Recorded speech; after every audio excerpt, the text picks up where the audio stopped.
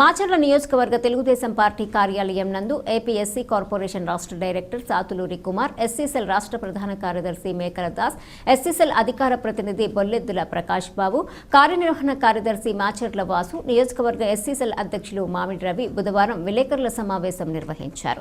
దళితుల అభివృద్ధి కూటమి ప్రభుత్వంతోనే సాధ్యమని మరోసారి చంద్రబాబు రుజువు చేశారని, ఎస్సీ ఉపవర్గీకరణకు కేబినెట్ ఆమోదం తెలపడంతో నాయకులు హర్షం వ్యక్తం చేశారు. ఈ సందర్భంగా నాయకులు మాట్లాడుతూ, గతంలో రాజీవ్ రంజాన్ మిశ్రా ఇచ్చిన నివేదిక, దానిపై మంత్రుల కమిటీ ఇచ్చిన నివేదికపై కేబినెట్ చర్చించి వీటి ప్రకారం 200 పాయింట్ల రోస్టర్ అమలుకు నిర్ణయించిందన్నారు. ఉమ్మడి ఆంధ్రప్రదేశ్ రాష్ట్రంలోనే ఎస్సీ వర్గీకరణ వివాదం మొదలైందని, మాల, మాదిగ సహా 59 కులాలు, ఉపకులాలను ఉమ్మడి ఆంధ్రప్రదేశ్లో షెడ్యూల్ కులాలుగా గుర్తించారని అన్నారు. 2011 జనాభా లెక్కల ప్రకారం ఎస్సీ జనాభా 1,38,78,078 మంది. వీరిలో మాదిగలు 67,02,609 కాగా మాలలు 55,70,244. మాదిగల జనాభా మాలల కంటే 11,32,365 మంది ఎక్కువ అని అన్నారు. 1997లో ఏబీసీడీగా వర్గీకరణ చేయాలని ఎంఆర్పీఎస్ ఆధ్వర్యంలో వర్గీకరణ ఉద్యమం ఉప్పెనలా సాగటంతో షెడ్యూల్ కులాల మధ్య నెలకొన్న సామాజిక అసమానతలు అధ్యయనం చేసేందుకు 1996 సెప్టెంబర్ 10న రామచంద్రరాజు కమిషన్ను అప్పటి ప్రభుత్వం ఏర్పాటు చేసిందని అన్నారు. మాచర్ల నియోజకవర్గ గౌరవ శాసనసభ్యులు జోలకంటి బ్రహ్మానందరెడ్డి గారికి జన్మదిన శుభాకాంక్షలు తెలియజేస్తున్నాము. అన్న, సంవత్సరాది మొదలుకొని సంవత్సరాంతం వరకు సంవత్సరం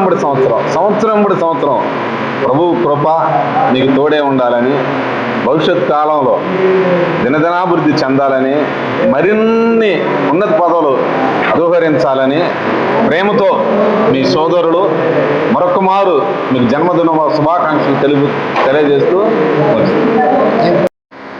ఇక్కడ ఇచ్చేసినటువంటి దళిత కుటుంబానికి, తెలుగుదేశం పార్టీ సభ్యులకు, మా సోదరులకు, జిల్లా కమిటీకి, మండల కమిటీలకి వచ్చినటువంటి అందరికీ ధన్యవాదాలు. 30 సంవత్సరాల కళ ఈరోజు మన తెలుగుదేశం పార్టీ, జనసేన, బీజేపీ కూటమి సభ్యులు మరియు ప్రధానమంత్రి గారు చంద్రబాబు నాయుడు గారు, లోకేష్ గారు, పవన్ కళ్యాణ్ గారు వీళ్ళందరి ఆధ్వర్యంలో ఇది నెరవేరినందుకు ప్రత్యేక ధన్యవాదాలు.